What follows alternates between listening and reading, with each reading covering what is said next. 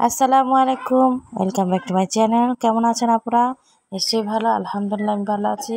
আজকে আমি খুবই সহজভাবে যে পুডিং রেসিপিটি দেখাবো, যা যা ঈদে রান্না করলাম আসলে সব এখানে শেয়ার করতে পারিনি, তো আরেকদিন দেখাবো ইনশাল্লাহ। এই যে আমি কিন্তু এর মধ্যে দেখুন আমার পুডিংটা ঈদের দিন খুব সুন্দর হয়েছিল। এই পুডিংটা খেতেও মজা হয়েছিল। ডিটেলসে পুরো পুডিং রেসিপি আপনাদেরকে আমি দেখাবো, তো পরে দেখুন, দেখি কিনে পাওয়া যাচ্ছে কতটা ইয়ামি হয়েছে। ঈদের দিন আমি পুডিংটা বানিয়েছিলাম 2টো ডিম দিয়ে, আর হচ্ছে 1 কেজি দুধকে একেবারে ঘন করে আধা কেজি করে ফেলেছিলাম, তাই তো এত সুন্দর স্মুথ আর মজার হয়েছিল। দেখুন এই যে দুধটাকে আমি জাল করতেই ছিলাম 1 কেজি দুধ।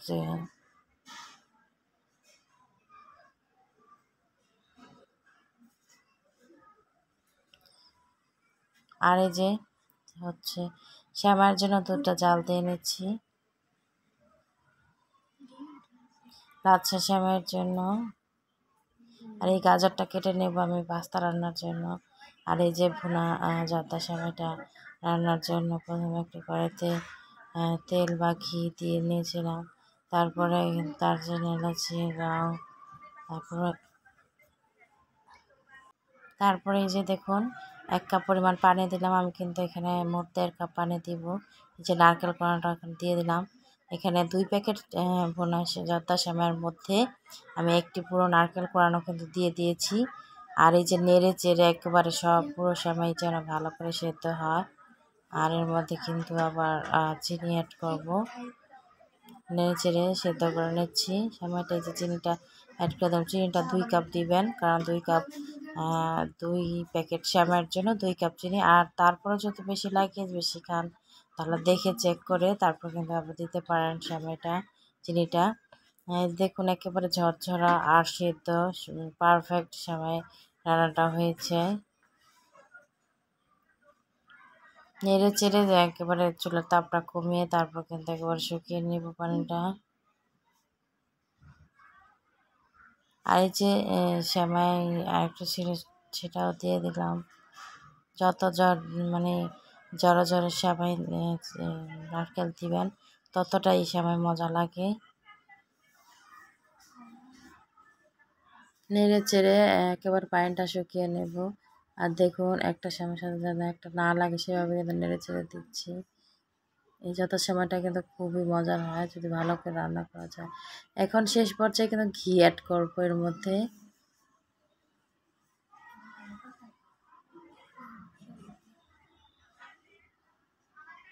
রান্নাটা কিন্তু আমার হয়ে গেল যত সময়টা।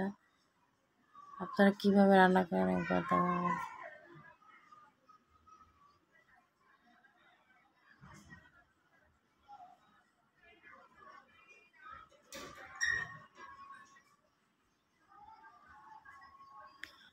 সেমাইটা দেখে কিন্তু অনেক বোঝা যাচ্ছে কতটা মজার হয়েছিল। দেখুন ঝরঝর একেবারে, আবার সেদ্ধটাও ঠিক মতন হয়েছিল।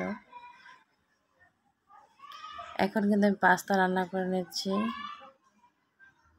পাস্তাটা প্রথমে একটু তেল এবং লবণ দিয়ে বেশি করে পানিটা বলক আসলে এই ভাজাগুলো দিয়ে দিতে হবে। পাস্তাটা আমি সেদ্ধ করে নেব, সেদ্ধ করে ঝরিয়ে নেব। সেদ্ধ হতে প্রায় 10-15 মিনিট মতো লাগে, কারণ আবার একেবারে শক্ত থাকলে কিন্তু ভালো লাগবে না খেতে, আবার বেশি নরম হলো। এখানে কিন্তু আমি পাস্তার মধ্যে কিছুটা চিকেন অ্যাড করব, চিকেন দিয়ে বেশি ভালো লাগে পাস্তা।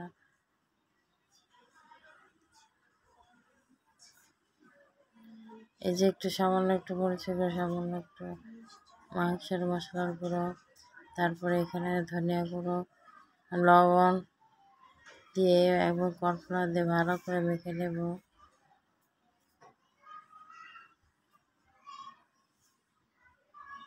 আর এই যে পুডিংটা কিন্তু এর মধ্যে চুলা বসিয়ে দিয়েছিলাম, হয়ে গেল পুডিংটা।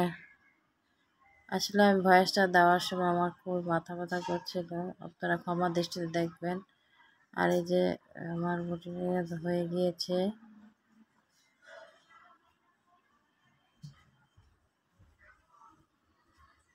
দেখুন পুডিংয়ের কালারটা কতটা সুন্দর হয়েছে। প্লিজ আপনারা দেখে বলবেন কেমন হয়েছে। আর লাইক কমেন্ট শেয়ার করতে ভুলবেন না। প্লিজ সাবস্ক্রাইব করে দিবেন যারা নতুন আছেন আপনারা। আর হচ্ছে বেশি বেশি করে লাইক দিবেন, লাইকের সংখ্যা খুব কম আসে। আপনারা যারা পরিচিত তারা অবশ্যই একটি লাইক দিয়ে পাশে থাকার চেষ্টা করেন। সকলে এতক্ষণ ধরে কষ্ট করে আমার ভিডিওটি দেখলেন, তাদেরকে জানাচ্ছি অসংখ্য অসংখ্য ধন্যবাদ। আর যারা কমেন্ট করে আমাকে উৎসাহ দেন তাদেরকে আমি মন ঢালা শুভেচ্ছা ভালোবাসা দিয়ে আমার ভিডিওটি আমি দেখে ছেড়ে দিচ্ছি আপনাদের জন্য। সকলকে অনেক অনেক ধন্যবাদ। সকলে ভালো থাকবেন, সুস্থ থাকবেন এই কামনা করে কিন্তু এখানে শেষ করছি আজকের মতো ভিডিও। আবার একদিন চলে আসবো আপনাদের মাঝে। তো সেই দোয়া আপনারা সকলের জন্য দোয়া করবেন। দেখুন পিসটা কত সুন্দর হয়েছে।